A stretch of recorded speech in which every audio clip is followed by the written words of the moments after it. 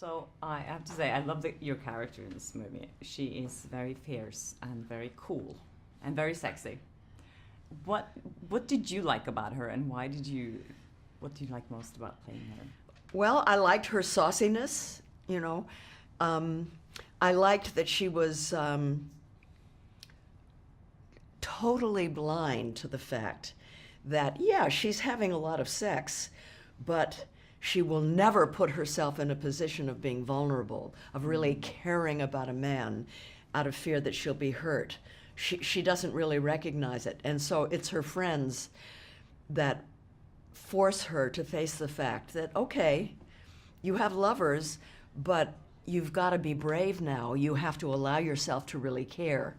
And that's what girlfriends are all about. You know, that's why they have your back. And I loved being able to play a character who was kind of fierce and then sort of fell apart and then made a big transition in her life. She only has sex with men who she doesn't really care about, and only in the afternoon. And, you know, I mean, she was fun. It was fun to play her. I didn't get that she only did it in the afternoon. Well, no. You only saw her with a man in the afternoon. I made a point of having them know that it was during the daytime. So, are you anything like this woman? Could you relate to anything in the way she was thinking, or? Yeah, she's saucier than I am. She's more kind of out there, more than I am. I'm not sure that I would have introduced 50 Shades of Grey to a book club. It probably would have been more serious. But I would say that I'm someone who's been afraid of being vulnerable and getting hurt in my relationships. So that part I related to. But she's mostly quite different from me, and that was fun for me. So have you read 50 Shades? I did. I read it when it first came out because I wanted to see what's the big deal. Oh. And, you know, I've read a good deal of erotic novels, especially the L'Histoire d'O, the story of O, which is one of the great classic erotic novels. So this seemed a little tame to me, but I'm very glad it was written because I think that it was great for American women. It did kind of stir things up and titillate, and that's all good. I think you've always been kind of outspoken about these things. You're not afraid to talk about sex. Have you always been like that, or is that just my impression of? Probably, yeah. Yeah. Do you have girlfriends like this that you sit down with and talk openly about sex and things like that? I have one girlfriend. Her name is Eve Ensler. She wrote the Vagina Monologues. Oh. And she and I have gotten down pretty graphically talking about our various relationships, yes, and laughing a lot about it. So I was talking to the other women about how this movie is kind of made for also a younger audience of women, and to inspire women, you know, that any age in life you need as much sex and love during your whole life. Do you agree with that? Or? I do, yeah. I mean, I want to make a point that there are many women who reach a certain age and say, you know, I'm closing shop down there. I'm not interested anymore. And there's nothing wrong with that. And women shouldn't feel bad if they don't really care about sex anymore. But if they do, then we should try to understand our bodies, which are very different when you're older. But, you know, a lot of women know their bodies much better when they're older, and they're less afraid to ask for what they want and need to be satisfied. So you know, that's good. But staying healthy, staying strong, you know, it's hard to have a robust sex life if you can't turn your head, or you can't kneel, or I don't know. That's true. I love that you're saying that. I had a knee replacement at the same time that I met a new lover. This was like 8 years ago. And you better, I did my rehab because in a new relationship, you have to be able to kneel. That's true. Yeah. You're so amazing.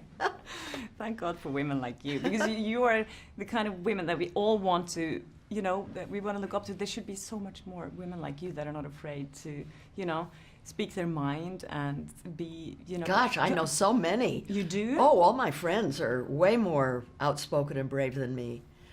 That's why they're my friends, because they make me braver. Wow. So I mean, we all have insecurities as women, especially, I think women have a lot of insecurities, and they change, I think, with age. They're different in your 20s and 40s and 50s and 60s. How have you kind of like gotten over your own insecurities? Or It's been a very long, hard journey.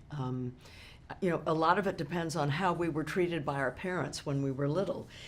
You know, when I ran the Jane Fonda's workout, I had a studio here, and you know, every day I'd be there, I'd be teaching, and all these women would come, and every now and then I would see a woman who was big woman, or several of them, and you could tell they loved themselves. They didn't feel self-conscious, and I always knew their fathers must have loved them. Their fathers must have said, "Oh, you're so beautiful," and whereas those of us who may have had really nice little figures, but if our fathers or mothers said we were too fat or we were this or we were that it's going to take us a long time to feel good about ourselves. I've worked very hard to not hate my body. You know, it doesn't matter what other people think. If you feel bad, that's what matters, and then you have to work very hard to overcome it.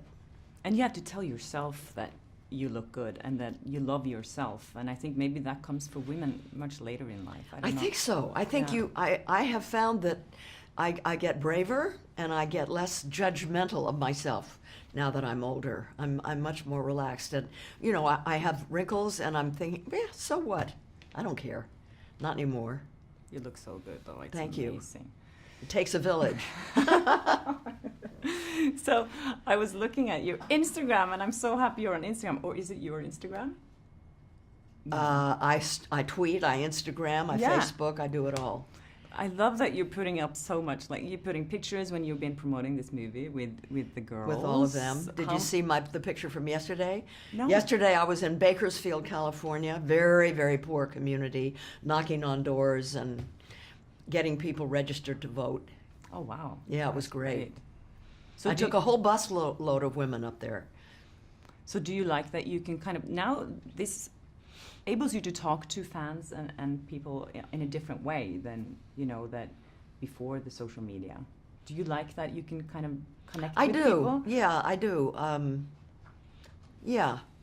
But it was interesting. You know, it was a largely Hispanic community, and I must have knocked on 40 doors. Oh, you did? Only one person looked up and said, "Oh my Dio mio, it's Jane Fonda, Grace and Frankie," and she got all excited. Nobody else had any idea who I was. It was great, yeah. It was great. Oh, wow. Just because they weren't expecting you to knock on their door, probably. Yeah. They're like, and, well, you she know, might look we like were talking someone. about jobs and health care and education and things like that, and I don't think they expected me to be there. Oh, wow. I was